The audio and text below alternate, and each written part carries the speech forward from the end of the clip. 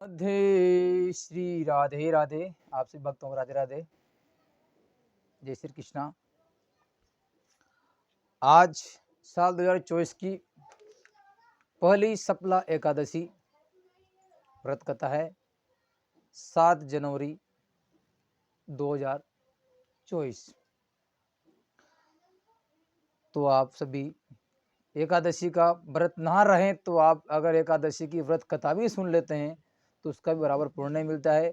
एकादशी के दिन आप सभी को दान पुण्य करना चाहिए, नाम जप करना चाहिए, माला करना चाहिए। और एकादशी जो है सबसे बड़ी एकादशी है। साल में 24 एकादशी आती है, हर 15 दिन में आती है।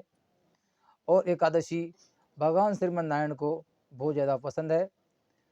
तो आप सभी एकादशी का व्रत भी करें और कथा भी सुने। तो धर्मराज युधिष्ठिर बोले, हे भगवान, पौष मास के कृष्ण पक्ष की एकादशी का नाम क्या है? इस दिन कौन से देवता की पूजा वो विधि क्या है? ये सब समझाइए। तो श्री कृष्ण भगवान बोले, हे राजन, मैं आपके प्रश्न का उत्तर देता हूँ। दान देने वाले की अपेक्षा में व्रत करने वाले से प्रसन्न हूँ। अब आप इस एकादशी व्रत का महात्म्य सुने। पौष माह के कृष्ण पक्ष की एकादशी का नाम सफला है। इस एकादशी के देवता नारायण हैं। इसका पूर्वोक्त विधि अनुसार व्रत करना चाहिए। जो मनुष्य एकादशी व्रत तथा मेरा पूजन करते हैं वे धन्य होते हैं, वो मेरे धाम को जाते हैं। सफला नाम की एकादशी है। मुझे ऋतु के अनुकूल फल अर्पण करें, अर्थात नारियल, नींबू, अनार, सुपारी आदि और धूप दीप पुष्य आदि से मेरी 16 प्रकार से पूजा करें। इस दिन दीपदान तथा रात्रि को जागरण करना चाहिए। इस एकादशी व्रत के समान यज्ञ, तीर्थ तथा दूसरा कोई भी व्रत नहीं है। हे मनुष्य, जो 5 सहस्त्र तपस्या करने से जो पुण्य प्राप्त होता है वो सफला एकादशी करने पर प्राप्त होता है। तो हे राजन, अब आप सफल एकादशी की कथा ध्यान पूर्वक सुनिए। चंपावती नगरी में एक महिष्मान राजा राज्य करता था। उसके 4 पुत्र थे। इन पुत्रों में सबसे बड़ा लुमाक राजा का पुत्र महापापी था। वो सदैव पर स्त्री गमन तथा वेश्याओं के यहाँ अपने पिता का धन नष्ट किया करता था। वो देवता, ब्राह्मण, वेश्य आदि की निंदा किया करता था। जब पिता को अपने बड़े पुत्र के बारे में पता चला, समाचार ज्ञात हुआ, तब उसको अपने राज्य से निकाल दिया गया। जब लुम्पक सबके द्वारा त्याग दिया गया तो लुम्पक ने सोचा, मैं कहाँ जाऊं, कैसे जाऊं। वो सोचने लगा और रात को अपने पिता की नगरी में तो एक वन की तरफ चला गया और रात को अपने पिता की नगरी में कुकर्म चोरी करने लगा। जिस वन में वो रहता था वो भगवान को अत्यंत प्रिय था। उस वन में एक बहुत पुराना पीपल का वृक्ष था। सब देवताओं को क्रीड़ा स्थल था। इसी वृक्ष के नीचे लुम्पक रहता था। कुछ दिनों के लिए पश्चात पौष माह के कृष्ण पक्ष की 10वीं के दिन वो इस वस्त्रहीन होने के कारण शीत से मूर्छित हो गया और रात्रि को सो न सका। उसके हाथ पैर अकड़ गए। उसे दिन वो रात्रि बड़ी कठिनता से बीती, परंतु सूर्य नारायण के उदय होने पर भी उसकी मूर्छा न जागी। तो सफला एकादशी के मध्याह्न तक वह दुराचारी मूर्छित ही पड़ा रहा। जब सूर्य की गर्मी से उसे होश आया तो वह अपने स्थान से उठकर वन से भोजन की खोज में चल पड़ा।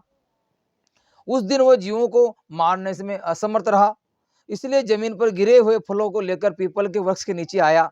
जब सूर्य भगवान अस्ताचल को प्रस्थान को कर गए, तब फलों को पीपल की जड़ के पास रखकर कहने लगा, हे भगवान, इन फलों को आप ही तृप्त होएं, आप ही स्वीकार करें। ये कहकर वो रोने लगा और रात्रि को उसे नींद न आई।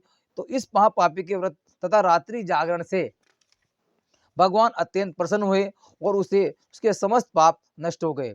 प्रातः ही एक दिव्य घोड़ा उन अनेकों सुंदर वस्तुओं से सजा उसके सामने आ खड़ा हो गया और आकाशवाणी हुई कि हे राजपुत्र, भगवान नारायण के प्रभाव से तेरे समस्त पाप नष्ट हो गए हैं। अब तू अपने पिता के पास जाकर राज्य प्राप्त कर सकता है। लुम्पक ने जब ऐसी आकाशवाणी सुनी तो वह अत्यंत प्रसन्न हुआ और भगवान आपकी जय जयकार करने लगा। ऐसा कहता वह सुंदर वस्त्रों को धारण कर अपने पिता के पास गया। उसने संपूर्ण कथा का सुनाई और पिता ने अपना राजभर सौंप कर वन को चले गए।